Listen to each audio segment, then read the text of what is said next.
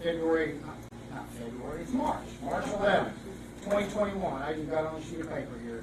We're at the Bryant Fire Station Training Room, and this is a workshop to discuss the water rates and all things associated. So with that, I'll call the meeting to order, and I want to welcome a few guests initially. Just give an idea who's here. Joy Black, Finance Director is here. Ted Taylor, City Engineer is here. Tim Fournier, Superintendent of Public Works is here. Dan Jackson with Wildan Consulting is here. Craig Johnson with Christ Engineering is here. And I know we also have several members of the Water Wastewater Committee are here. So if you don't mind, could you stand up and say who you are? I'm Sure. Shannon Thorne. I'm Bob Cricket. Linda Labor. Howard Hayes. And Blake Madden. Thank you, ladies and gentlemen, for being here. I want to thank also you council members for being here. I want to thank the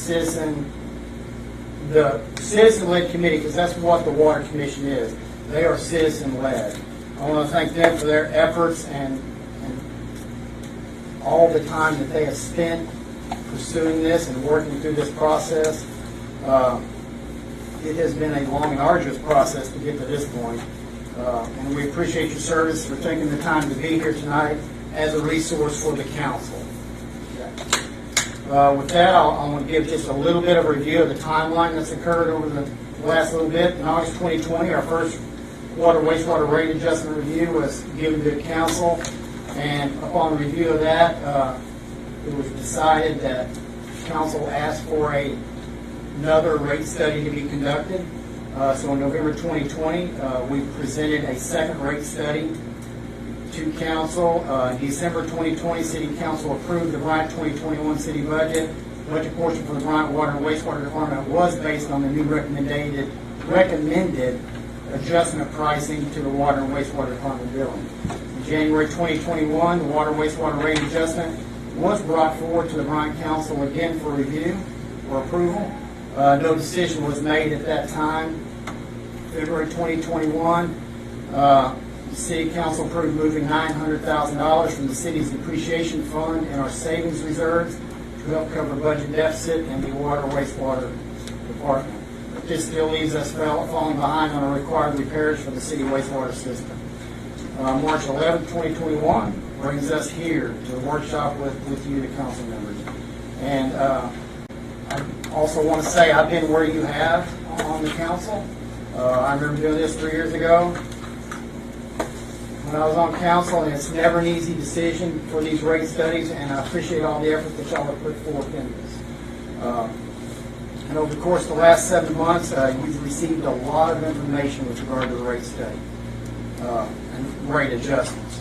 Tonight is your opportunity to use the professionals that are in the building to assist you in clarifying any and all information that you have and to help us move forward in making a timely and informed decision. So with that, I'm going to start off with the process and introduce Craig Johnson with Christ Engineers, who's going to give you a little history on the consent action order.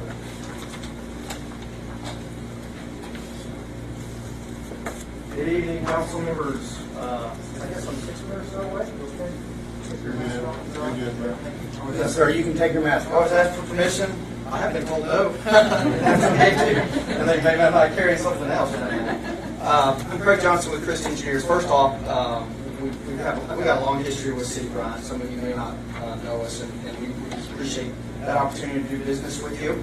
I was brought on board in 2015 within the current Public Works Director, Mark Bryant, to help him through the consent administrative process. And I'm not going to read to you what you've already been provided per se, but I thought I'll hit on some highlights. So there was a packet of information given to you. It's before you. I know all of you can read and go through that. But when we went through the consent administrative order, which you may be very well familiar with, but it is an agreed upon document specifically between DEQ and the City of Bryant to rectify, typically, among other things, wet weather sanitary sewer overflows in this case. So we went through and negotiated that order with first finding. I think they're proposing $10,000, and we were able to negotiate that down to $4,500. But there's three distinct things in every consent administrative order that is issued by DEQ. First off, there is the order, which stipulates that you are going to do something and how that you're going to do it and a timeline that that's going to be done. The second thing that's in every single order is a corrective action plan. And that plan outlines specifically a capital improvement plan. And that's what established your rate proposal that's before you. And that 11 by 17 sheet, a little summary sheet that's before you, is the capital improvement plan that was presented to DEQ and approved by DEQ. And that timeline, when it was presented, was December the 30th of 2017. Although this is a nice, clean 11 by 17 sheet of paper, there's over a year's worth of work that was involved in coming up with this plan. So it's not taken lightly. It was studied. We brought on a contractor with us that evaluated your sewer system, put in flow monitors, and we've developed this plan that was approved by DEQ with a timeline associated with that. So that is what is currently being administered. That is what Will Dan use to administer a plan to be able to move forward with and be able to fund this plan so we can get you out of the order. So we'll have to complete these projects, and then there'll be a further demonstration that we can contain what is we call the wet weather storm event, which is a specific intensity, which was approved by DEQ. And we'll have to demonstrate that we're able to contain that wet weather event to be able to get out of the order, which is still yet a ways away at 2025. So with that, that's all I want to say for prepared comments, but I'm happy to take any questions. That's a question. Yes, sir. So, thank you. You're welcome. What was your name again? Craig Johnson. Craig, I wish I had your hair. Secondly, Alan does too, by the way. Secondly, where do we, are we in line with this timeline? A little bit behind. And I think Ted can talk to that a little bit, because what staff has done, and I commend them to it, is they've hired, and you guys are tackling a lot of this in-house. I know, I just want to know, Yeah. just tell me yes or no. I would say we're lacking a little bit. Okay, but we're It's not close. it's not near as bad as other. Oh, I remember. So, but and I know everybody's working hard and everything, Sure. but just so we can have some assurance that we are making forward progress. We are. We're doing it based currently, even though we don't have the spending. We've been released like $900,000 from the deficit budget, or depreciation budget to continue on, but that's going to run out soon. Right. So within this plan, are we, or I guess I'm asking both of you guys, do I need to do this, Dana? Is this okay? Do we need to, is AEDQ, have we negotiated with them enough that if we accomplish all this, we're as sure as we can be that a state agency is going to let us out from the order? I gave you an out there. What we have to demonstrate, and they have been very clear, and they continue to change this with other consent orders. Currently going through an amendment with another community, and they're being very particular about a demonstration of us being able to contain the wet weather SSOs. So we have a hydraulic model that we developed as part of this engineering effort that will use that in that demonstration of what we call post monitoring. So we'll have to come back in, put in flow monitoring, and demonstrate to them that we're containing the wet weather event that we're under the order to. So, Didn't mean to put you on the spot. Oh, right. I kind That's of no did mean to problem. put you on the spot. Guys, I got, for both of you, I guess, I've always been under the assumption, I talked with Mr. Grimmett when he was here, that on our infrastructure, it was our clean water pipes that were in need of repair. But after talking with Joy and some others, found out that it was actually what was it, Ted, the sewer, not the sewage water, but the... Yeah, it's the sanitary sewer. Okay, so that's what's the infrastructure that's needed to be repaired. That's where most of the money is geared towards, is fixing the, that's where we have the largest. So our clean water pipes are okay, essentially? Yes, for the correct? most part. Now, there are capital improvement plans associated with that, but they're not to this level of magnitude that where we really need to spend the most money. And I think even Will Dan included some capital improvement plans with our water. So it was way magnitude. And I think what the gentleman is trying to say is we're trying to avoid that situation with our water that we got to do with our wastewater.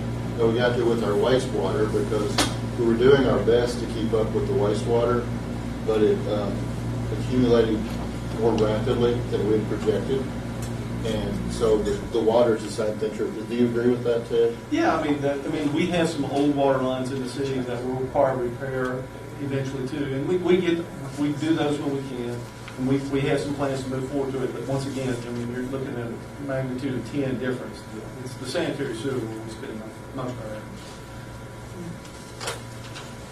And we have to do some of these repairs. It's not just selecting the projects we want to do. We have to do some of these in order to satisfy this plan laid out with ADEQ. That's correct. The modeling basically told us where we need to spend our efforts. Infrastructure, the issue or the challenge, or the infrastructure just ages.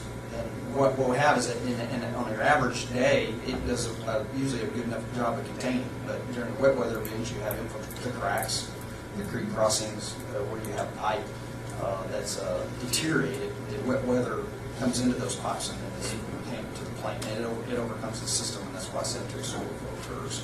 And just like in 1989, when I moved here, there was about 3,000 people. So, yeah, in addition There was to a the lot growth that we less had, yeah. maintenance or projects being conducted at that time than there is now with, what, 20,000 plus? Yeah. Definitely growth So has the some growth bearing has on it. something to do with it too, the strain on the True. system. But I can give you an example. Like one of the corrective action projects that we were working on was a replacement of a 12-inch clay tile line that was put in 40 years ago.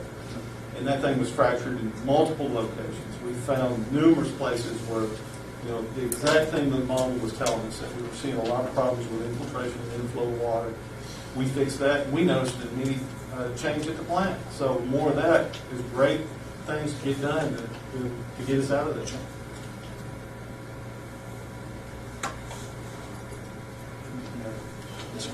I was looking over the capital improvement projects, and I'm looking at how many of these, we said we were behind slightly right now.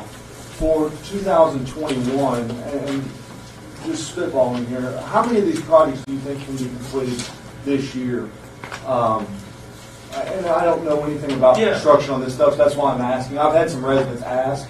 Well, if you notice, I mean, this projected spending, there's some areas of what we call our basins that we haven't actually engaged in, that because we don't know if we're going to be able to because of the money. And then some of these we've got involved in that are currently active that we're using with our own people, you know, at a cost savings. And, you know, like we said, these cost savings are kind of on contractor estimated, you know, where everything sends out. So we think we can save money on that. And so we're engaged in that, but yeah, we're kind of at a standstill because that $900,000 depreciation fund is going rapidly as far as we can.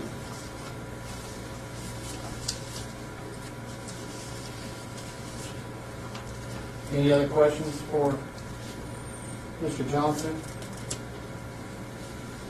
I guess we'll move on then. Thank you. Thank you, Mr. Johnson. Appreciate it. They may have some more questions a little bit later once. Sure, we go deeper. I'll stay through the duration. But yeah, thank you, sir. Next up, we have Joy, talking about water, wastewater. Yes, and I She's apologize. talking Mike. Can you hear me? I just have to talk loud. Okay. As I was sitting here, I was thinking, man, I'm out of practice for in-person meetings. I'm nervous. I've never liked those to begin with, and now having had to do them, and I'm like, whoa. So I'm just going to walk you guys actually through the slides that you've seen several of them already, and you have them in front of you. And you know, when I get to the end, there are slides, you know, that we worked with Will Dan. But and then at the end, I've got some things just out of my department that I wanted to bring forward.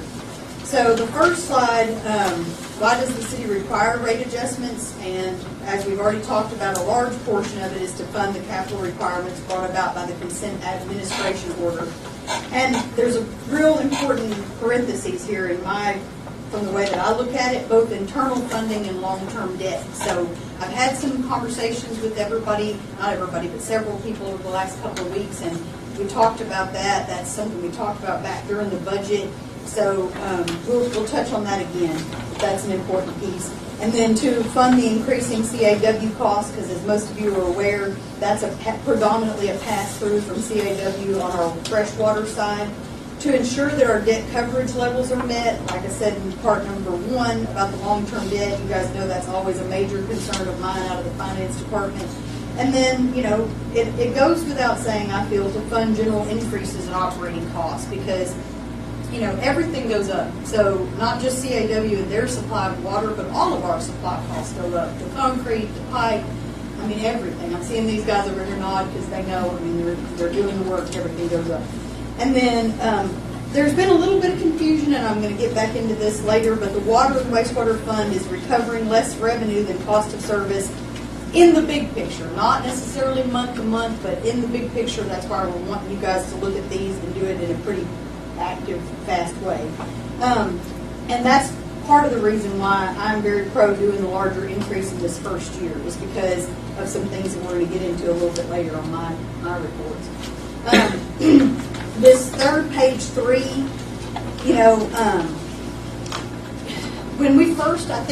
when I first saw the Wildan report, they had another schedule that listed out probably 50 cities. And I think you guys have had that brought forward to you too. So, you can pick and choose different cities and look at the individual components. Several cities have their water and their wastewater subsidized by other things. I know for a fact Benton does. I've talked to their controller. So it's very difficult when you look at that list of 50 cities to compare apples to apples, oranges to oranges, because it's just really not possible. You've got to dig into the details. But I think that, you can see that we're well within a range of being in the middle. And that gives me some personal comfort because I feel like it's a level of reasonableness. We're not neglecting our system, but we're not wasting the citizens' money by doing things unnecessarily. We're somewhere in the middle, and that's going to fluctuate. So, I really think this is an important one. Does anybody have any particular questions on this slide 3 about the comparison? Or does everybody understand that at this point? Great. All right, then forecast of the water, the cost of service. This is just basically to outline to everybody the different major components of the spending and how those increase over time, like we already talked about. So there's not a whole lot really to dive into there unless anybody has any questions. Does anybody have any particular questions on any of those categories? And then wastewater, the same thing, and how those two kind of relate to one another. These last, 6, 7, 8, and 9 slides, I'll be honest with you, they're fairly complicated. There's a lot of information here. If anybody has any particular questions on anything in particular, I'm fine addressing it, but we've all harped on this enough. And I think out of these slides, I think the handout that you got from Dana of a sample actual city of Bryant water bill is a better illustration. Because it's very difficult to look at all these different meter sizes, but that one that you have in your hand that's a sample bill, and Dana's got it up on the screen now, is based on a 4,000-gallon customer for this first year of putting these into effect. So on average, I would say you're looking at about a $5 increase on a bill, or so $60 for the year. And, I don't live in Bryant, so, I can't necessarily say for sure what I would do if I lived here. But I will say this, you don't want to raise bills unnecessarily, but you guys don't want the alternative either. You don't want something to go wrong with our system because we didn't do this.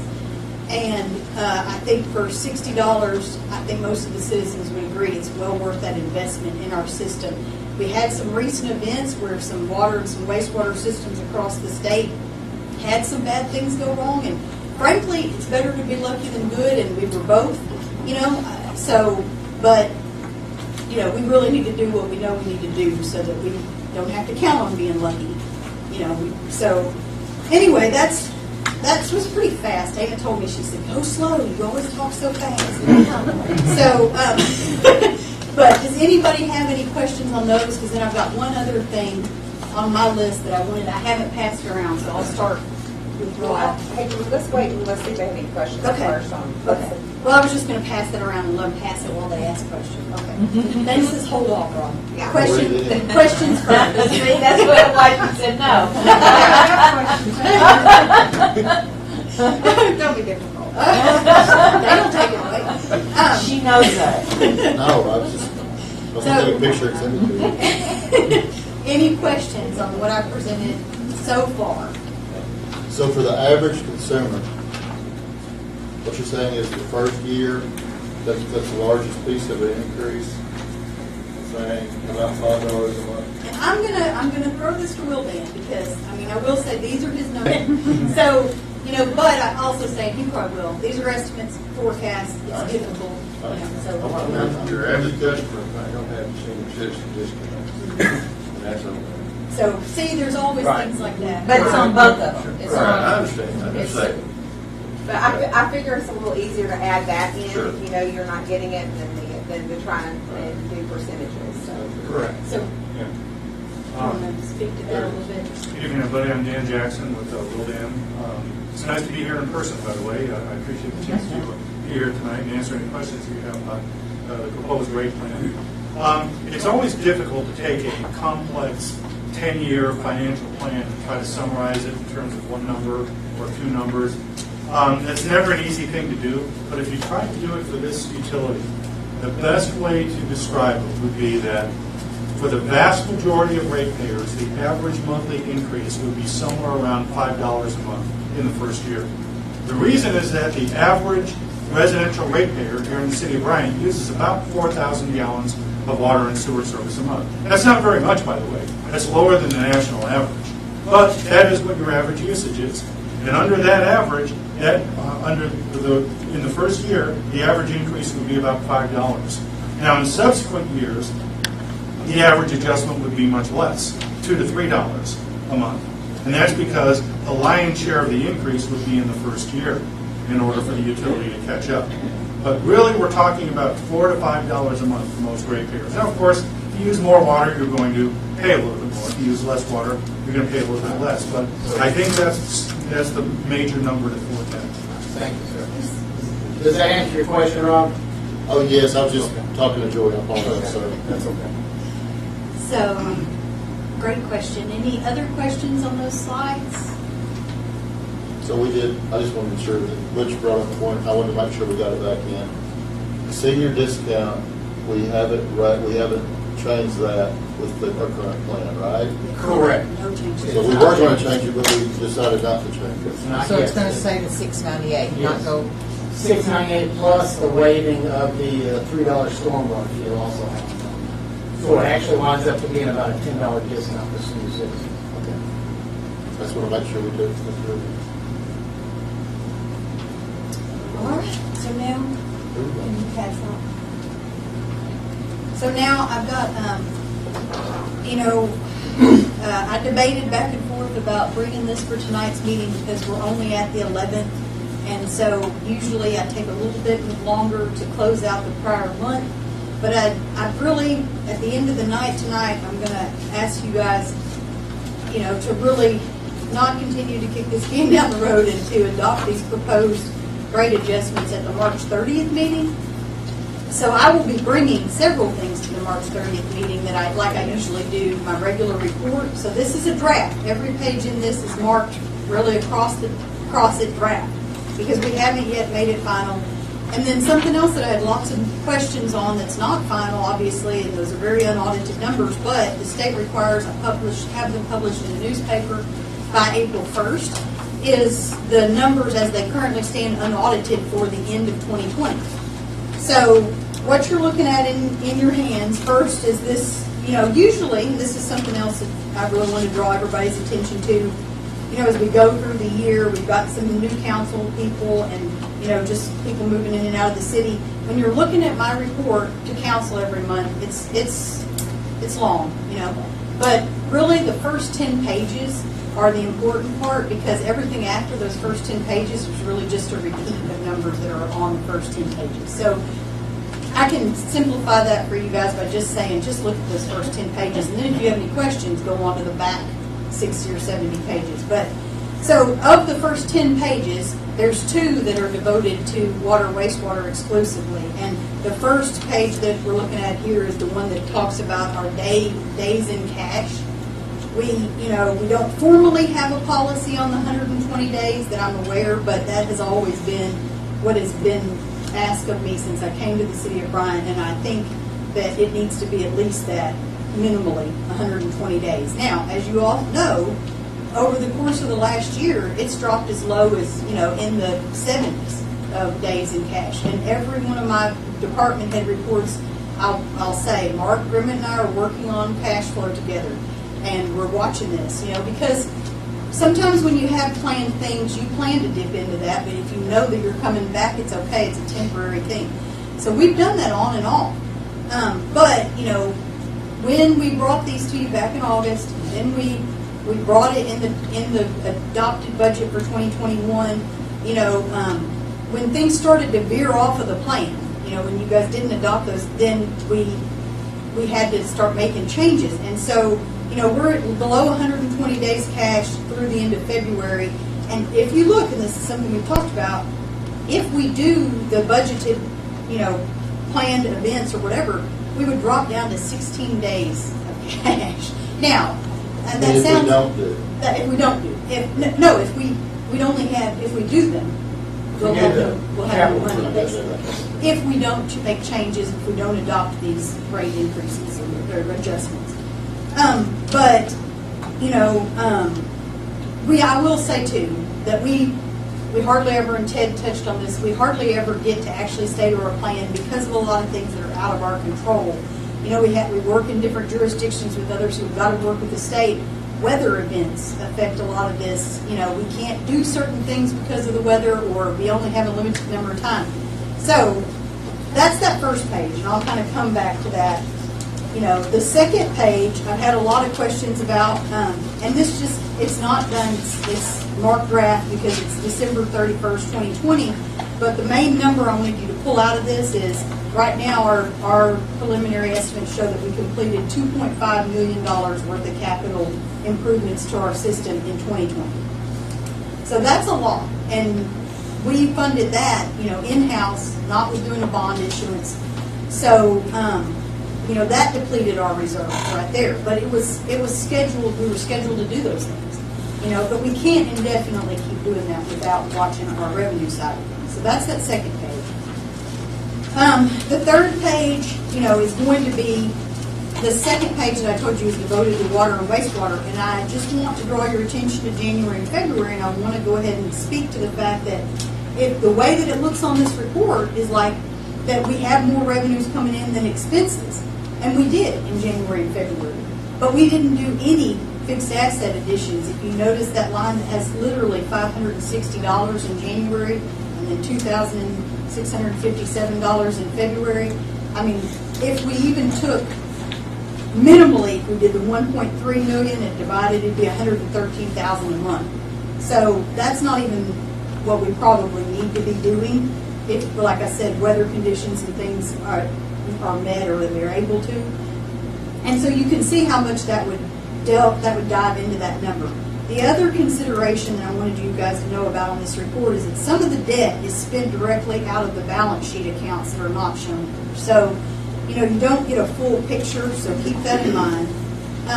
The third thing, which we've touched on, but I want to drive home this point, we have traditionally allowed the over-budgeting of capital in our water, wastewater, and street funds, and we've talked about this repeatedly over and over in our budget process because of the things that are outside of our control, the other jurisdictions, the weather. So and the fact that we roll our POs from the prior year to the current year.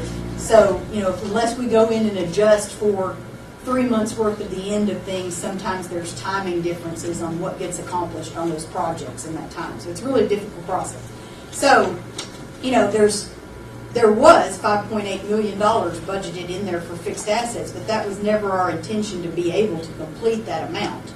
But like I've drawn down here and shown you, that 1.3 is much more realistic and still short of the CAO, so it's a constant state of flux that we're always, bringing you budgeted, not always, I try to do them only once a quarter, but bringing budget adjustments, watching it, The other thing is that the water, on the water side, is very seasonally driven, so that's something else. If we have a wet year, if we have a dry year, there's a very big difference there. So that's that page. The final page that I've got in this handout is a draft of what is going to go to the paper to be published the day after the meeting. So I've obviously got to get that to them ahead of time, but it's still in draft form, and I didn't want anybody to be confused by this, and it is very confusing, and I ran it by Dana, but I just wanted to try and head off any questions. That is some joke. Yeah, and I was like, but I have to try to explain this. When we budget for our fixed assets so that we bring those things to you as expense items, but they're going to become capital on the balance sheet. So at the end of the year, we move those things from the expense to our balance sheet, and the only thing left in that category is depreciation expense.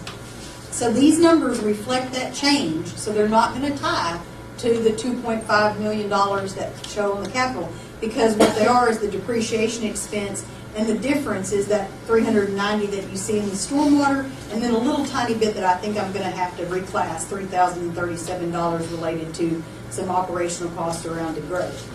So, like I said, I don't know that that will mean anything to anybody tonight while they're looking at it, but if you take the time to go back and try to tie all the numbers out, and you're into this like I am, you're going to be like, why does that not work? So, like I said, I just wanted to bring this to you, even though they're all draft, so that on the 30th, when you get these things, you're not like, oh my gosh, I had my mind made up and now I don't understand why these things look different from the way I thought they were going to look. So, and I will also strive to get you guys as soon as I can the full reports. So, does anybody have any questions? Let me see if I hit all my points. We do a review internally every year. We're going to continue to do that. We're required to do one every 3 years externally. There's nothing saying that if you guys tell us to bump up that external review that we can't do it earlier if we need to. So keep that in mind. I'm not advocating that. I'm just saying these things are in constant flux. We're constantly fluxing with them and reviewing them. And so I wanted It's a very fluid situation. It is. As long as they're not Yeah. we're all right. It's flowing. Yes, exactly. Or we want it to be, yeah. And then just what I said earlier, that nobody wants to make this decision, but nobody wants to make the decisions that happen if we don't make this decision either. And then I would really, really like for you to make this decision March 30th and not delay it any longer, because at this point, from my perspective, it's been on hold now for quite some time, and it's starting to get to the point where we would have to make significant alterations to our plans if we don't. So that's my spiel. Thank you, Joy. Oh, you're welcome. And it was very real whenever they were handing out cases of water in order to be back in school because of Not here. Benton and Foxville to be able to operate and to boil water, and we were sitting here nodding in that circle and seeing all the cases of bottled waters in the stores, and it was very heart-wrenching Yes. to see the reality. Yes. We're Yes, definitely that's what I'm grateful. That's what I'm saying. Any questions for Joy? Nothing? Come on, you guys. Well, as part of, as my position is try to be a little bit more frugal in spending so that we can do these things.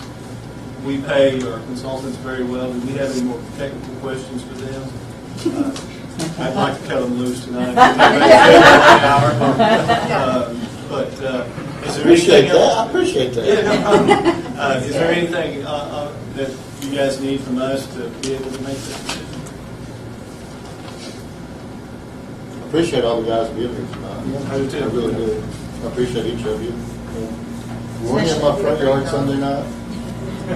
Somebody was. Okay, never mind. It may have been. They had a very rough February, so Yes, we they did. appreciate everything. Thank you. Some of them have put in a lot of hours, I will say. Yes. And you appreciate it, just so you know. Well, if y'all have any questions for anybody else, or any other questions, okay, Rhonda. I've been emailing Joy and talking and all this. Just a couple of questions. I want to make sure that I'm understanding everything correctly. Okay. The depreciation fund, we put into that the depreciated amount, and we do that monthly, Yes.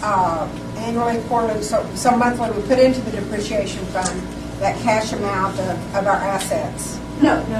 What we- It's just a determined amount. I think it's 3% maybe.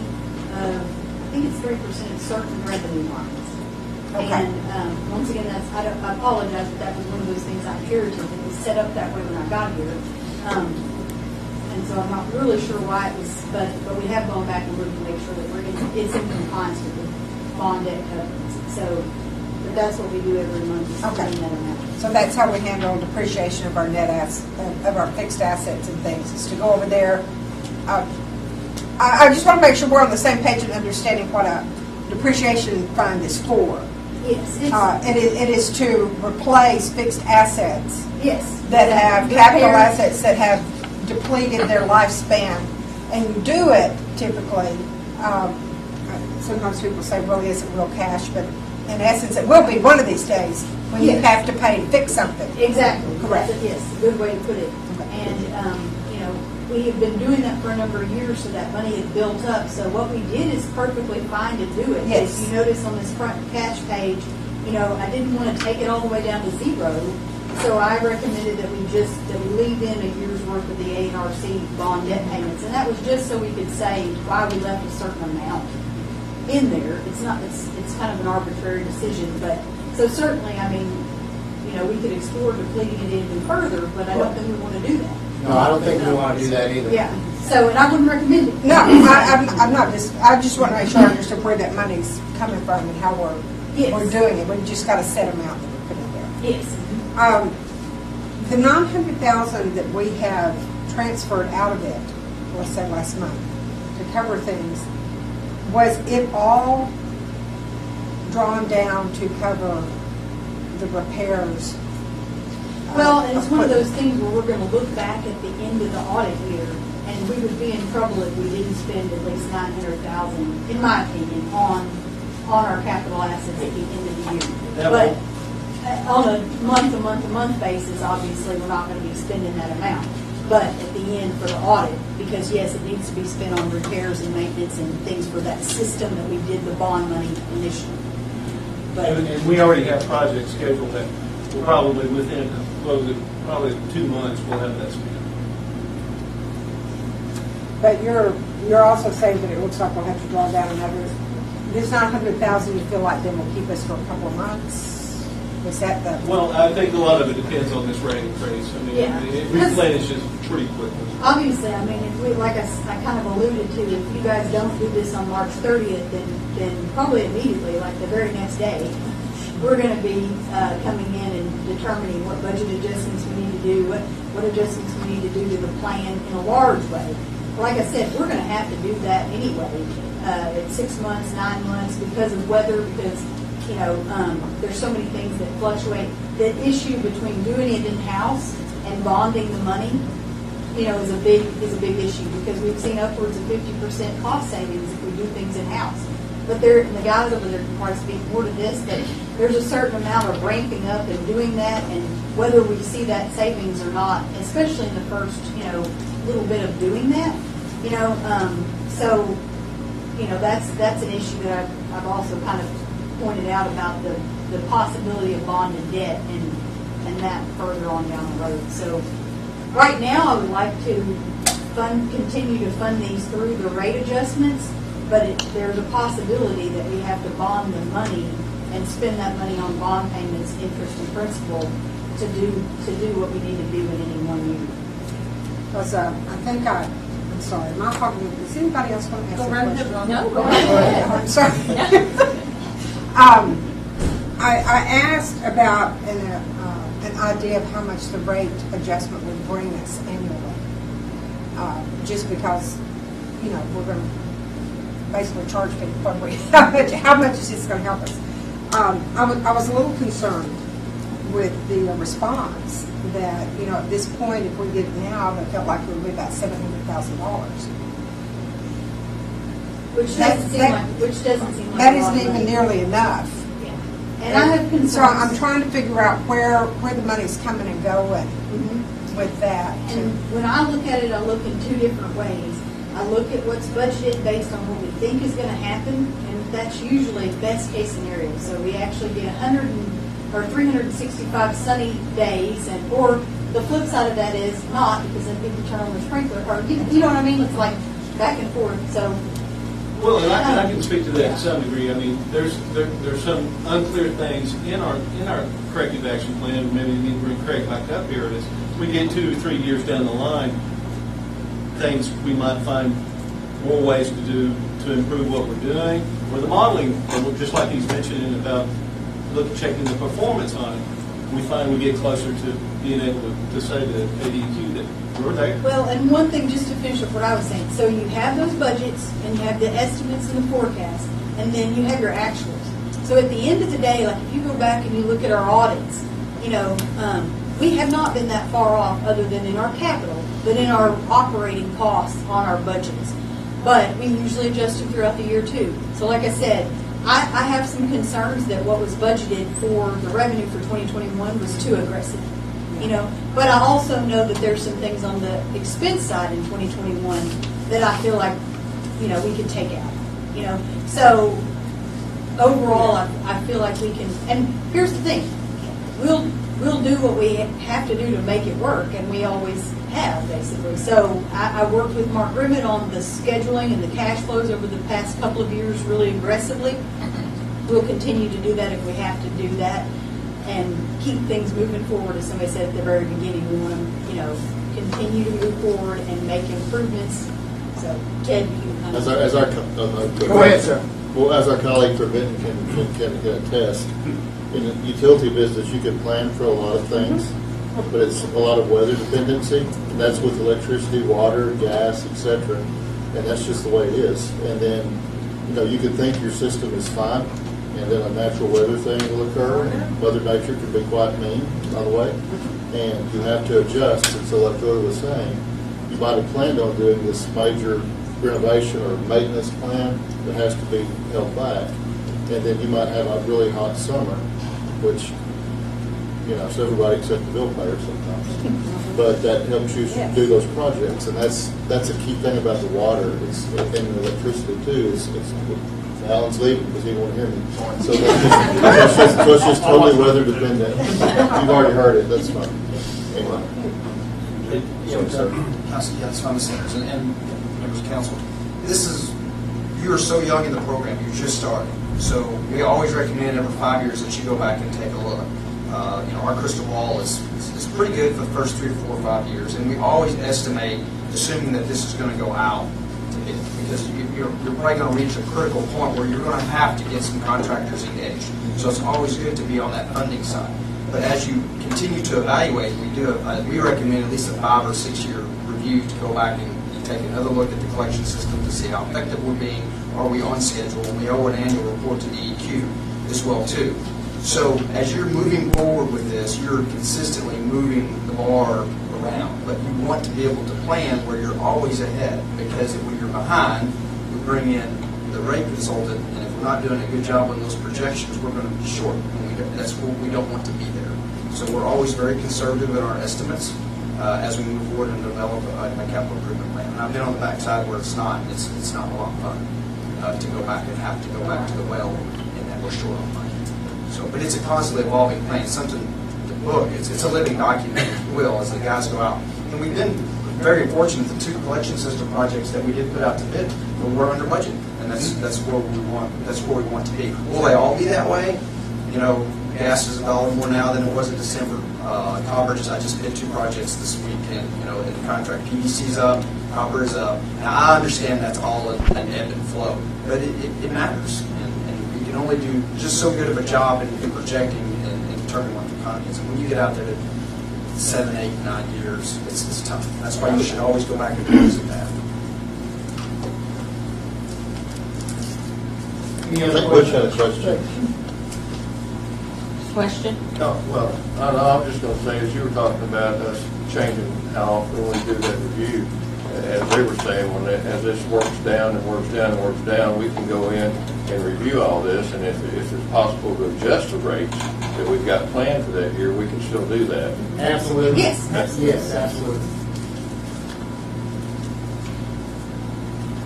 I think Tim wanted to add something too. Hey guys, how are you? I don't speak well in front of crowds very well, so I may go a little roll, but I'll do my best. So just from an operational side of this, up until about 2.5 weeks ago, I knew what the CA was. And to remind everybody who you are. Well, everybody knows you. All right, so I'm Tim Fournier, and I'm actually the street superintendent, but currently helping with the director position in the maintenance building. So, yeah, up until about 2.5 weeks ago, I knew what the CA was, and I knew the equipment that you all had authorized us to purchase for it, the employees, the big numbers. 2.5 weeks of getting very vast education on it, but what I do know from my experience is that everybody wants to be proactive. That is the best approach. Because right now, we are kind of being reactive. It is not, and the favorite thing to tell somebody they have to take more money. If we continue down this road, we will be completely reactive. And we will not be able to provide the level of service that we want to our residents. So, is it going to be fun? No. Fun? Yes. That's just Thank you, Dan. I'm better one-on-one. Tim, you did a pretty good job speaking in front of the crowd. Any other questions? Can we also recognize the water committee for being here?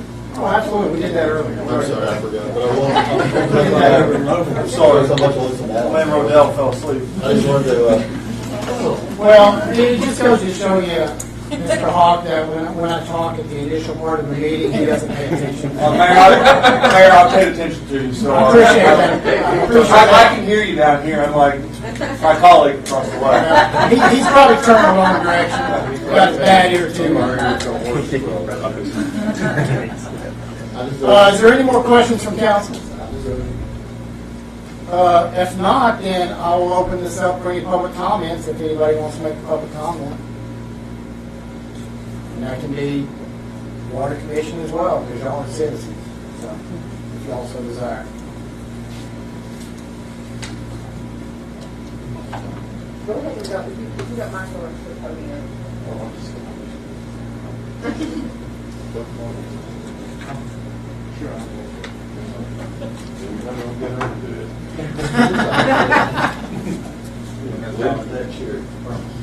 And yes, I am standing up. I just wanted to point out, like what we reviewed over the last year, or 2 years, and I'm Bob Griffin. You know, if you ask anybody, do they want a rate increase? What are they going to say? It's like going to say you want to raise the mortgage on your house. They're going to say no. You ask them, would you like a raise? Well, yeah, I'd like a raise. So, but you got to remember, you have to remember that we got to be progressive and not let things get in bad shape. And, it has done that in the past. We've worked through a lot of things, and with the council's help, we've gotten to where we are now. And the other thing I was going to say is, for our committee, we'd really be pleased if one of y'all would like to come sit in. Used to, someone from the council would come, but that might help in them. So that's the main thing I just want to say is that we understand. And when we looked at the rate, we thought that first time they said that how much it was, we said, oh, wait a minute. But times have changed in the last, definitely in the last couple months. So just want to say that. When do y'all meet? We made 30 minutes before you did. Yeah, on council night, and honestly, we're actually talking about that as a department heads next week, department head meeting. We've got those two meetings together, Water Commission and City Council on the same night, back to back, and it makes it very difficult to attend both of them if you want to. We also have the same thing with Parks Commission and Planning Commission. So what we're actually going to look at our department head meeting next week, and department heads haven't heard this yet, I don't think, is we're actually going to look at moving those dates for the Water Commission meeting date to a different day of the month, and the Parks Committee meetings are a different day of the month, so there's not those conflicts anymore. Thank you. Mayor, I actually listened That that would be time. great. And I actually listened that time. And would you consider reappointing?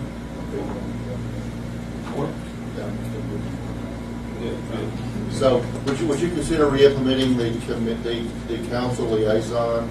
Absolutely, yeah, and it'll be easier to do that if that's on a different day. Right. So, and that's, But I think that's part of the we let problem. that one dwindle, and I think it's probably, it hurts them. Exactly, and during COVID, they were having to change where they met, so it made it difficult for any council member to even attend it, honestly. So yes, that will be happening. Any other questions with regard to, go ahead, Kathy. I'm Kathy Barber, and I am on the water. You can take your mask off if you want so we can hear you better, if you want. We're far enough away. I'm not in all of my shots yet, so, but anyway. I would just like to give you a little history and realize why we're under the consent order that we're under right now. We went for, I want to say, 20 years without getting any kind of a rate increase. And it came down to 3 years in a row, straight in a row, when we had an audit, we had not met our 10% bond coverage.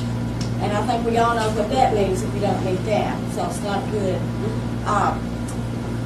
And since that point, I drive my other committee members crazy because every meeting I want to be assured and joyed. Every meeting I want to know, are we meeting that 10%, bond coverage overage? We've done everything we could do. We've put projects on. We've done a lot of in-house work to try to get the expenses down, where our revenue will cover that. I think this year, and I had shared with Joy, I think we had the perfect storm with the pandemic. People were not able to pay their water bills. We did not charge late fees, which I don't know that we really need to depend on late fees for revenue, because that's not going to be as for sure stable happening. But and everyone has said we don't like the rate increases. No one wants a rate increase, but we're going to have to do the rate increase. Bottom line, I wish we didn't have to do it so much on the top end. I wish we could split it out like we've always done it, but we just can't do that now. And I've lived in Bryant for a very, very, very, very long time, and I've seen the growth and have seen, what not maintaining our infrastructure, our stuff, will happen, what we're going to get into. And I really don't want us to get back into the mess we got into several years back. So, if at all possible, we really need to support this water rate increase, and hopefully we're going to get back on the right track and get this going in the right direction. Thank you. So, thank you. Thank you. Any more public comments? Oh, one other thing I just thought about was if part of the structure does fail and we have a leak and ADQ gets involved, they don't come out and slap your hand and do it. They're fine. They come out with, you're going to pay for it. Yeah. They fine you for that. So that's another consideration. Thank you, sir. Any other public comments? On your left hand. I'll speak real quick. I'm Linda Leverett. I'm on that water committee as well. I was going to bring out what Bob did. If we don't meet certain stages of this corrective action plan that we have presented to the state, they will fine us, and they'll be hefty fines. So we've got to do that. I mean, that's something that has to be done. Second thing is what Kathy said. I've lived in Bryant for a long time, too, as you can probably tell. I graduated from high school here. So I've been around a long time as well. And I know what we were before, and as Kathy said, we went years without a rate increase. But I hear people today say, Bryant's got the highest water anywhere. Well, you can see from the chart that you looked at, we're not higher than a life basis. We're right in the area where we should be. And I hope that as you hear people say that, you will say, no, this is what is showing. We're not higher than a life basis. We are higher than some, but we're not higher. And so I hope you'll support that. I hope you'll support our water system because we've got a really good group of people that work there now. And they're trying really hard to do what has to be done.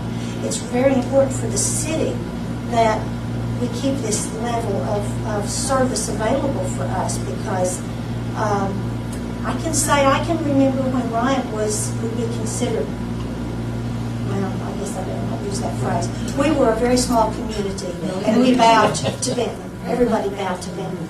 Now Bryant is the size that we are through growth and activity and people want to live here. We want to continue to keep it that way. So we have to maintain our rates and the service that needs to be performed. And yes, there will be other things that will have to come along in the future. We will have to do some water pipe replacements because the downtown part of Bryant is the oldest part. It's going to have to be fixed eventually. But we're ahead of the game and we want to stay ahead of the game. And so I just hope y'all get behind that. But I also hope you will get behind the fact that we're not higher than everybody else the way we keep hearing and just support that. Thank you. Thank you. Did you have something? Yes, sir. Thank you, Mayor Scott. Thank you, members of the Come over council. to the speaker. State your name, sir. Just kidding.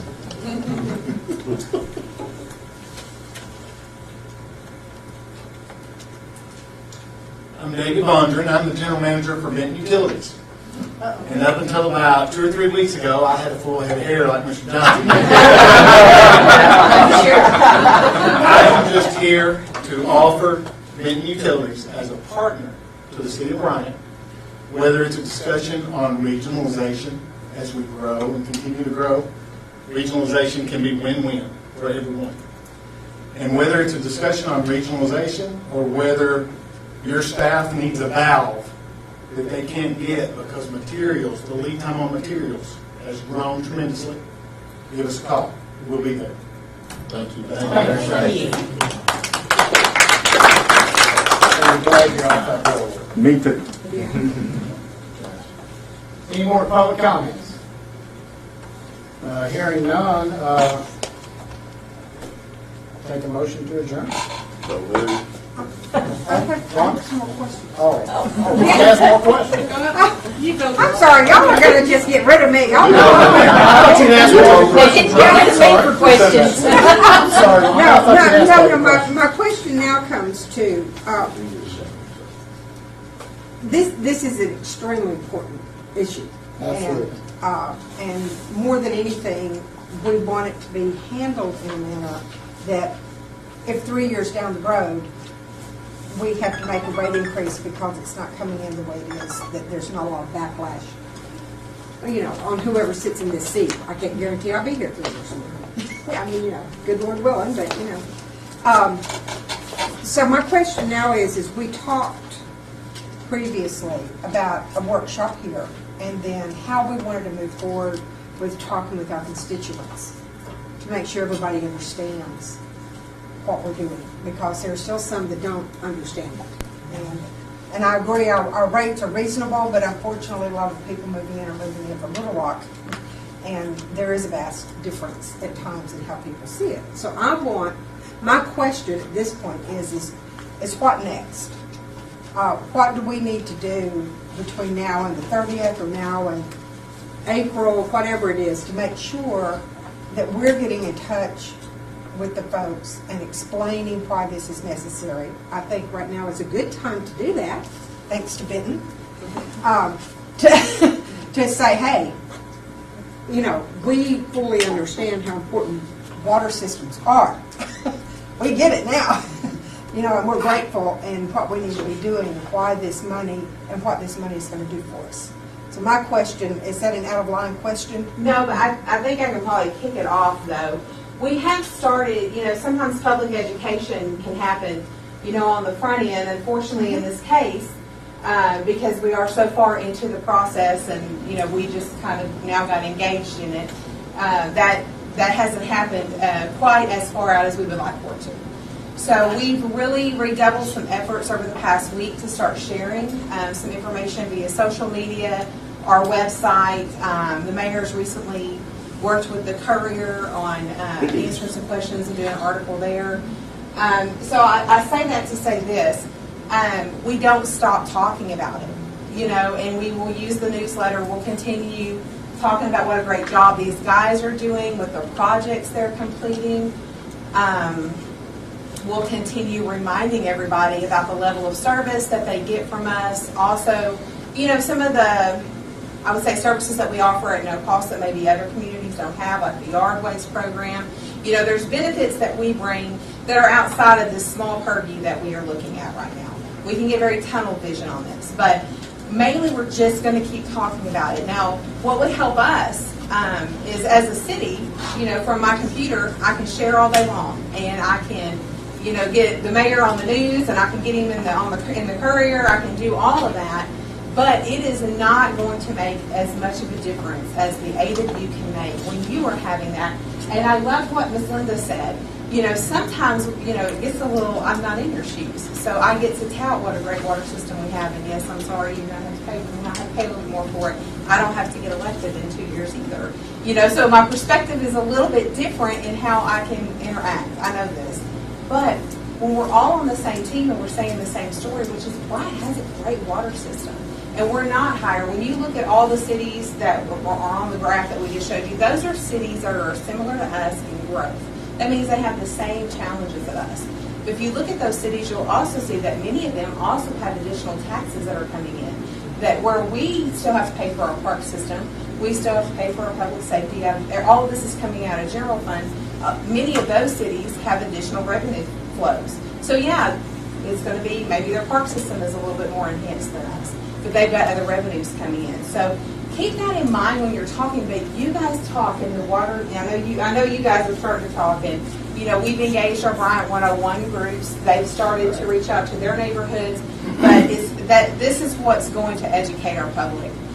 It's you guys talking to your neighbors and the people in your ward. And for us to, Tim and I have been talking about creating a kind of a content schedule to make sure we are, filling up every month in the newsletter something to do with our water system. So those conversations are going on here too, and we welcome any input. Yeah. We also are looking at maybe doing a drive on getting people to sign up for Notify Me. Different ways, so getting creative, and then the Community Engagement Committee as well. That's underway. So we have a lot of moving parts. I don't know if that is the answer you were looking for. I know when I just mentioned it one time on Facebook, I think it was after a meeting or something, there was a complaint, about the water, why are we having to go up? And then I said, and we have senior discounts. And someone said, how do you apply for that?